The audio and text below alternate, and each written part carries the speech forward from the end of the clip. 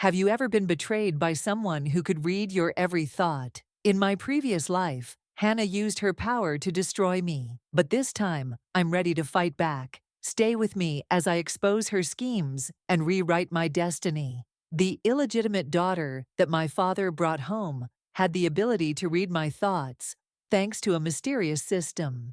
In my previous life, this system allowed her to manipulate me, turning me into a fool. She caused everyone to turn their backs on me, eventually orchestrating my downfall and plotting to replace me entirely. She even went so far as to plan my murder. Now that I've been reborn, I won't let Hannah, the cunning girl my father brought home, get away with it again. 3 years after my mother passed away, Dad brought Hannah, his illegitimate daughter, home. On the surface, she seemed timid and shy, but her calculating gaze revealed her true nature. I knew that in my previous life, Hannah had quickly mastered our family's dynamics through my unguarded thoughts. She learned everyone's likes and dislikes and manipulated each person to her advantage. She sowed discord between me and my family, controlling me as if I were a puppet. When she grew bored, Hannah pushed me to the brink, forcing me into isolation. In the end, she claimed that I suffered from depression and had taken my own life. But now I am determined to make her pay for every deceitful act. When Hannah first arrived at our house, Grandma and Dad repeatedly told me and my brother, Dylan, to get along with her. Grandma even insisted we treat her kindly because she had endured so much suffering outside. Dad emphasized that Hannah was now the family's precious gem. I could see the smugness flash in her eyes as she looked around the house, feigning humility. Her fake modesty only fueled my resolve. Hannah had no idea what was waiting for her this time. When I led her to her room, she asked with a saccharine voice, "Nora, can I take a look at your room?" In my previous life, I thought her request was innocent. Only later did I realize her true intention. Hannah had been eyeing my status as the eldest daughter of the Hales from the moment she set foot in our home. Back then, she successfully turned Grandma and Dad against me, and by extension, managed to claim my room for herself. I allowed her to visit my room again, pretending to be gracious, even though I knew her plan. Of course, my room was more luxurious and spacious than hers, which only fueled her jealousy. Later that night, I noticed her mood shift. She looked elated, clearly hatching a plan. In my past life, she had used every opportunity to undermine me, portraying herself as a pitiful victim. Not this time. The next morning, I found Hannah in the kitchen, preparing breakfast for everyone. I knew this was her ploy to gain the family's affection. However, I stepped in and casually mentioned, "Grandma hates it when girls cook or clean. She thinks it's cheap." Immediately, Hannah threw away the breakfast she had prepared. Raising her voice, she made sure Grandma, who had just come downstairs, could hear her. "I don't know how to cook." My hands have Grandma's face darkened at the statement. Although she disliked girls who acted overly domestic, she also couldn't stand anyone who was blatantly arrogant and entitled. Hannah, oblivious to her own misstep, failed to realize that her dramatic performance was only making things worse. Throughout breakfast, Hannah continued her act. She demanded the house staff serve her directly, refusing to lift a finger. Her condescending attitude irked both Grandma and Dad, who were visibly struggling to contain their frustration. By the time the meal ended, the tension in the air was palpable.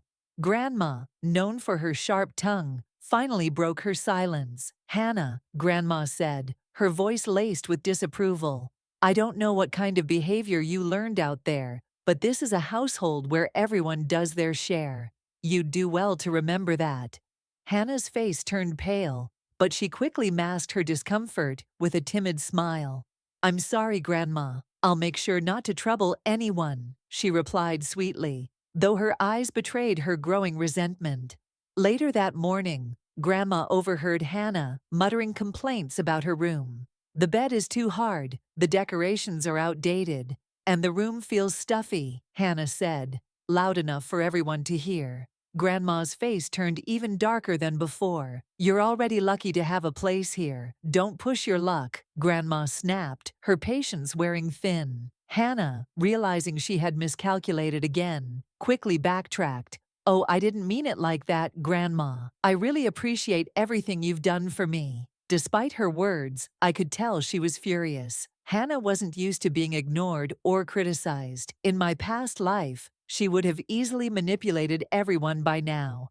But this time, I was determined to expose her true nature at every turn. As the days passed, Hannah began targeting me directly. One evening, she approached me in my room, her voice syrupy sweet. Nora, I've always admired you. Do you mind if I take a look at your wardrobe? You have such a great sense of style. In my previous life, I had been too naive to see through her flattery. I allowed her into my room, only to realize too late that she had been using the opportunity to gather ammunition against me. This time, I knew better. Of course, Hannah. Feel free to look around, I said with a smile, hiding my true intentions. As she rifled through my clothes, I casually mentioned, by the way, Grandma really dislikes it when people try to take what isn't theirs. She's very traditional that way. Hannah froze for a moment before forcing a laugh. Oh, I wasn't planning to take anything. I just wanted to see how you organize everything. I watched her closely, noting the subtle changes in her expression. She was starting to realize that I wasn't the same gullible girl she had manipulated before. Hannah's efforts to ingratiate herself with the family continued, but she only managed to irritate everyone further. One early morning, I found her in the kitchen again, attempting to prepare breakfast. This time, she seemed more determined, humming softly as she worked. Good morning, Hannah. You're up early, I said, pretending to be polite. Oh, Nora, I just thought I'd prepare breakfast for everyone. It's the least I can do to thank Grandma and Dad for taking me in, she replied, her voice dripping with fake sincerity. I raised an eyebrow and leaned against the counter. That's thoughtful of you. But did you know Grandma really dislikes it when girls try to prove their worth by doing chores? She believes daughters should enjoy a life of ease and comfort. Hannah's hands froze mid-motion. Is that true? She asked, her voice faltering. I nodded. Oh, absolutely. She's always said that doing household tasks makes a girl look cheap and unrefined. I wouldn't want you to get on her bad side. Her face went pale as she processed my words. In an instant, she dumped all the food she'd prepared into the trash. Who said I know how to cook? My hands have never touched anything like this before, she declared, loud enough for Grandma, who was descending the stairs, to hear. Grandma paused on the last step, her expression darkening as she took in the scene. Hannah, oblivious to the shift in mood, continued her performance, raising her voice further. I really don't know how to cook. I've never done anything like this in my life. Grandma walked into the kitchen, her lips pressed into a thin line. If that's the case, Hannah, why did you even bother? You're already in this house. Focus on being respectful and staying out of trouble. Hannah stammered an apology, but Grandma wasn't having it. She turned on her heel and walked out, leaving Hannah standing there, visibly shaken. Later that day, the family gathered in the living room. Grandma and Dad were discussing upcoming family events when Hannah suddenly spoke up, her voice dripping with false modesty. Grandma, Dad, I just want to say how grateful I am to be part of this family. I'll do my best to be a good daughter and sister. Her words were met with silence. Grandma's sharp eyes bore into her, and Dad merely nodded curtly.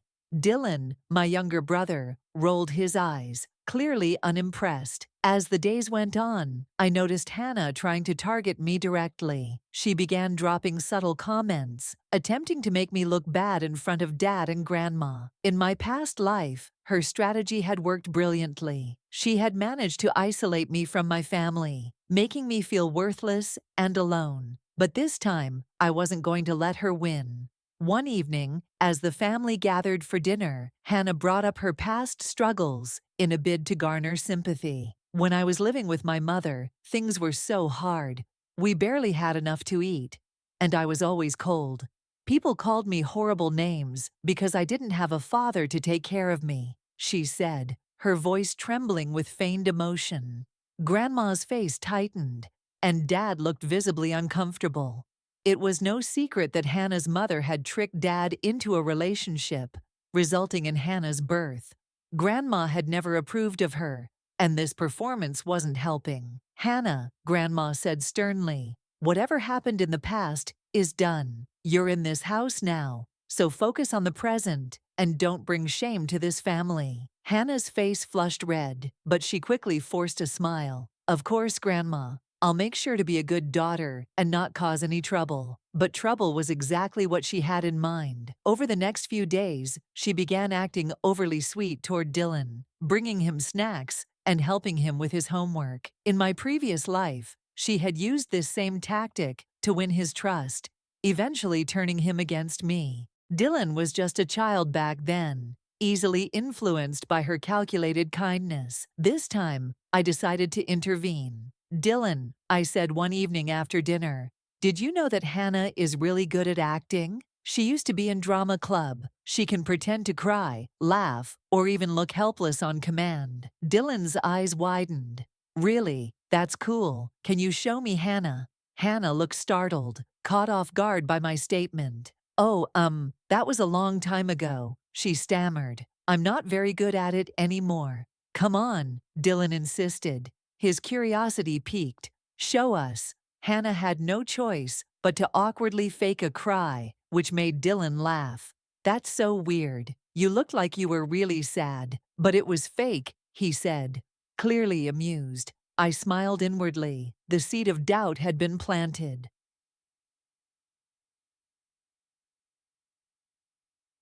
As time went on, Hannah's attempts to manipulate the family became more desperate. One day, she brought up the idea of switching rooms with me, claiming that her current room felt too small and cramped.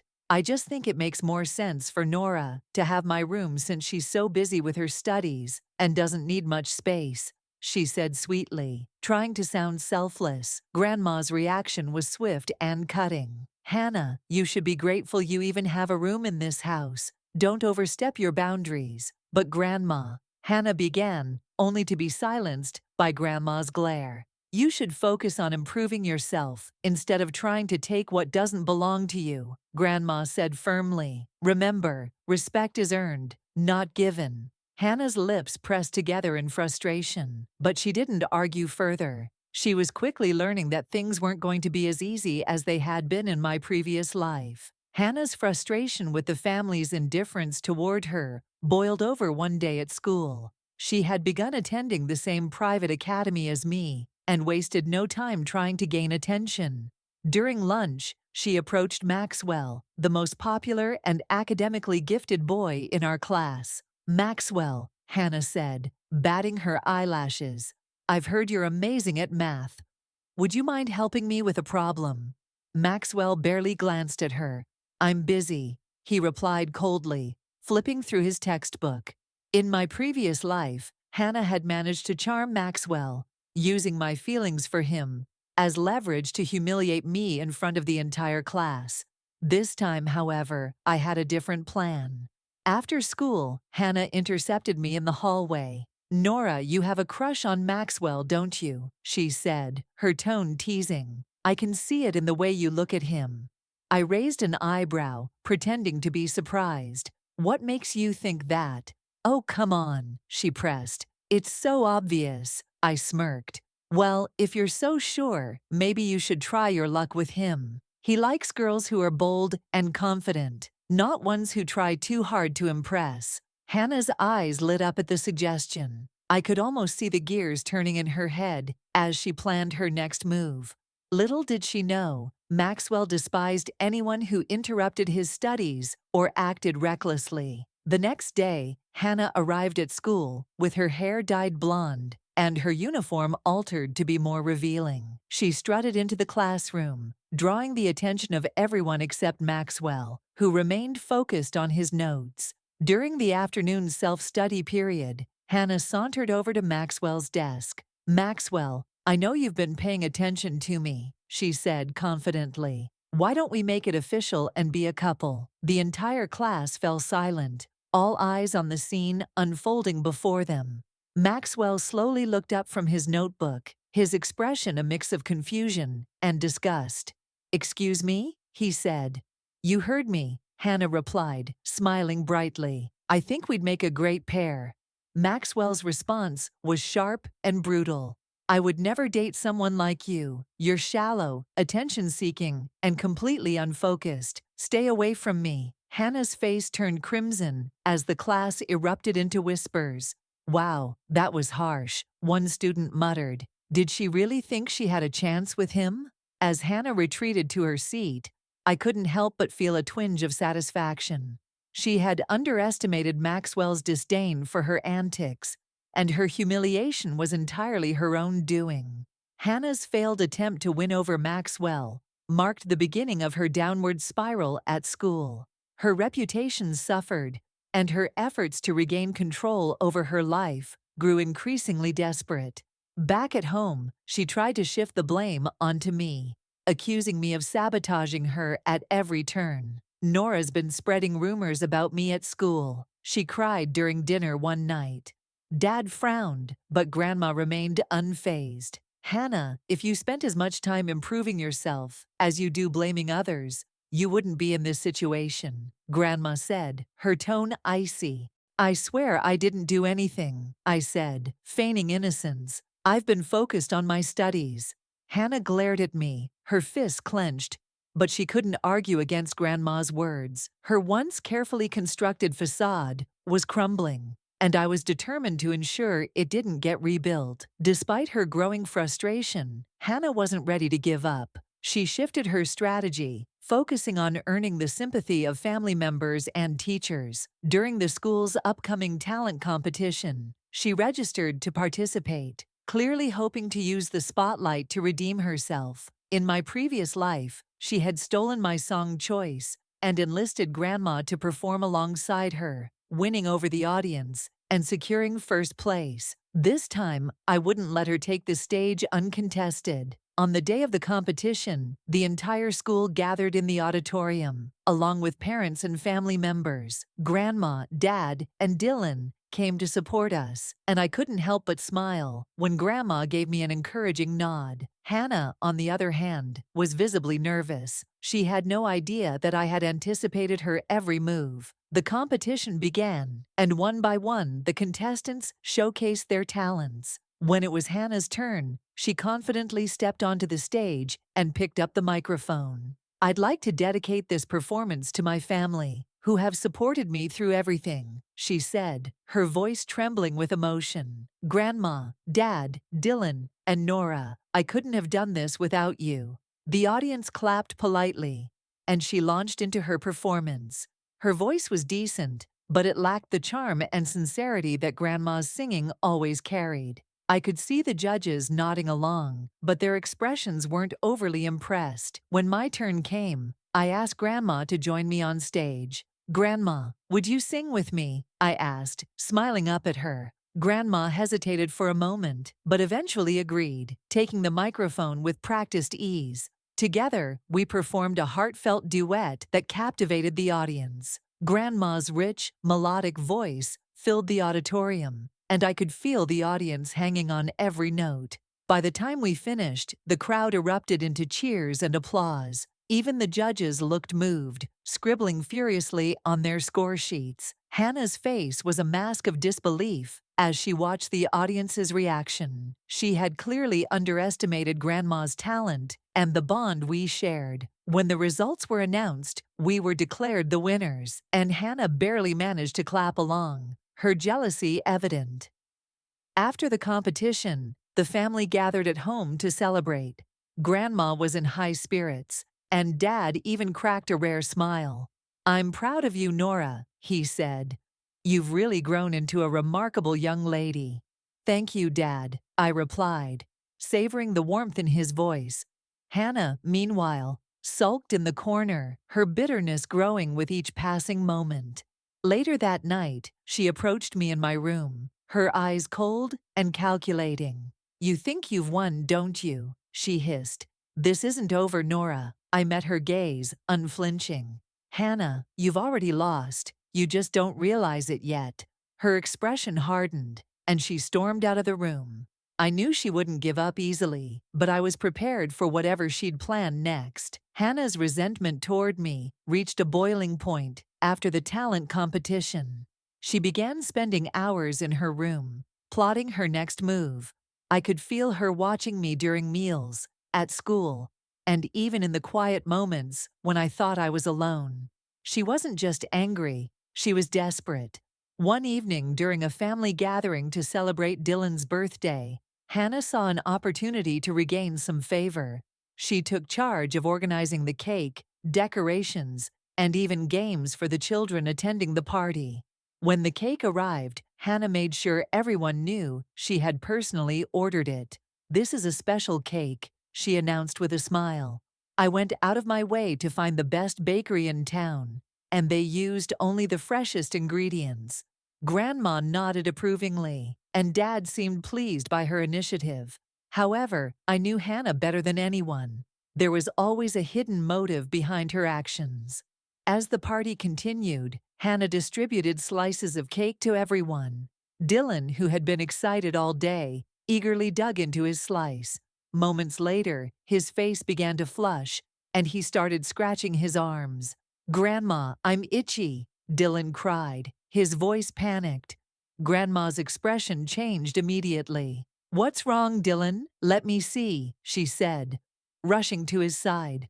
Red welts had started forming on his skin, clear signs of an allergic reaction. "Hannah, what kind of cake is this?" Grandma demanded, her tone sharp. "It's a mango cake," Hannah replied, her smile faltering. "I thought Dylan loved mango." Grandma's face darkened. "He's allergic to mango. How could you not know that?"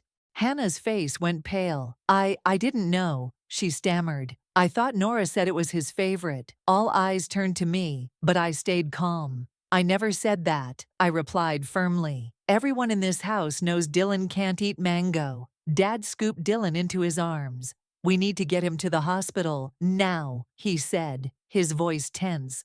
As they rushed out the door, Grandma turned to Hannah, her eyes blazing with fury. "You've caused enough trouble, Hannah. If anything happens to Dylan, you'll have to answer for it." At the hospital, Dylan was stabilized after receiving treatment. Thankfully, his reaction wasn't life-threatening, but the incident left a deep scar on the family's trust in Hannah. When we returned home, Grandma wasted no time confronting her. "Hannah," Grandma began, her voice cold, "you've been nothing but a burden since you arrived. Your actions today could have cost Dylan his life. Pack your things and leave this house immediately." "Grandma, please, I didn't mean to hurt Dylan," Hannah pleaded, tears streaming down her face. Dad stepped in, his tone firm. "Hannah, you've been given every opportunity to prove yourself, but all you've done is create chaos. Grandma's right. It's time for you to go." Hannah fell to her knees, sobbing uncontrollably. "Please, don't do this. I'll do anything to stay." But no amount of begging could change their minds. Grandma motioned for the house staff to escort her out, and within minutes, Hannah was standing on the front porch with her belongings, her face a mix of humiliation and despair. As the door closed behind her, I felt a weight lift from my shoulders. For the first time in years, I finally had my family back. But deep down, I knew Hannah wouldn't disappear quietly. She would find a way to come back, and when she did, I would be ready. After being kicked out of the house, Hannah disappeared for a while. Life returned to normal, and for the first time in years, I felt like I could breathe. Grandma, Dad, and Dylan seemed lighter too, their moods improving noticeably. However, I couldn't shake the feeling that Hannah was still lurking in the shadows, waiting for her moment to strike. A few weeks later, my suspicion was confirmed. I received a phone call from an unfamiliar number. When I answered, Hannah's trembling voice came through the line. "Nora, it's me," she said. "I just wanted to apologize for everything. I know I made a lot of mistakes, but I've learned my lesson." I didn't trust her for a second. "What do you want, Hannah?" I asked, keeping my tone neutral. "I just want to meet with you one last time," she said, her voice breaking. "I'm leaving for another city to start over, but I need to clear the air before I go. Please, Nora, I promise this will be the last you'll ever hear from me. Her plea sounded genuine, but I knew better.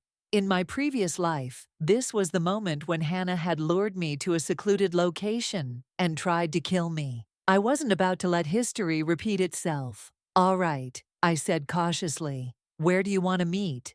Hannah gave me the address of a tall building in the city center, the same place where, in my previous life, she had pushed me off the roof. This time, however, I had a plan of my own. When I arrived at the building, Hannah was already waiting for me on the rooftop. She looked different, disheveled and worn down, her once pristine appearance replaced by dark circles under her eyes and cheap, ill-fitting clothes. Nora, she said, tears welling up in her eyes. Thank you for coming. I don't know how to start. You can start by telling me why you really asked me here, I said, crossing my arms. Hannah's expression shifted, her tears drying almost instantly.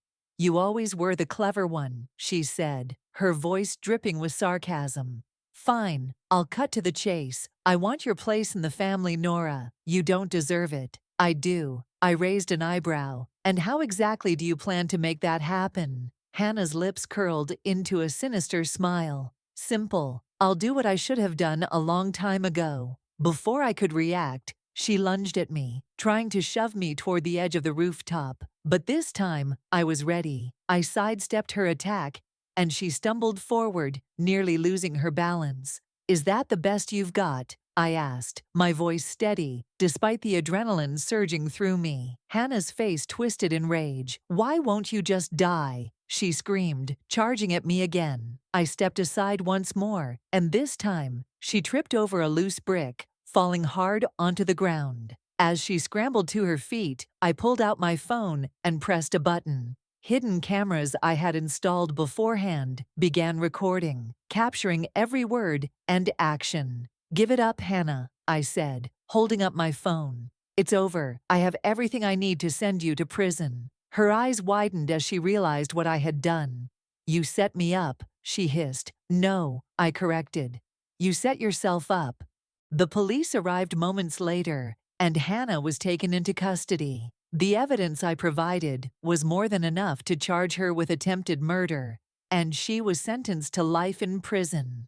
As I watched her being led away in handcuffs, I felt a sense of closure I hadn't known was possible. Nora, she snarled, turning to glare at me one last time. You'll regret this. I met her gaze, unflinching. The only thing I regret, Hannah, is not stopping you sooner. With Hannah gone, life began to settle into a peaceful routine. Grandma no longer looked over her shoulder, worried about another outburst. Dad focused on his work, and Dylan returned to being a carefree boy, free from the manipulations that had clouded our lives. As for me, I felt lighter than ever. The burden of my past life had finally been lifted. I had taken control of my story, ensuring that the mistakes of my previous life wouldn't define my present. But closure wasn't just about defeating Hannah. It was also about rebuilding the relationships she had tried to destroy. Grandma and I grew closer as we spent evenings reminiscing about happier times. Dad began to trust me more, involving me in decisions he previously handled alone. And Dylan,